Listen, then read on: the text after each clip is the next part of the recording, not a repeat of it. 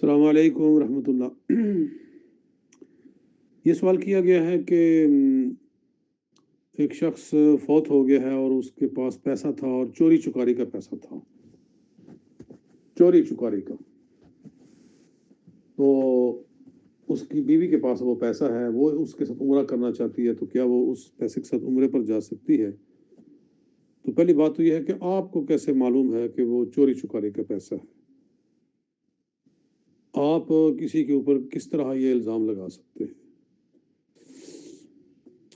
تو لیکن بہرحال میں کہتا ہوں کہ اگر کسی کے پاس ناجائز پیسہ ہو، کسی بھی وجہ سے وہ ناجائز ہو، تو اس پیسے کے ساتھ وہ عمرے کے اوپر نہیں جا سکتا۔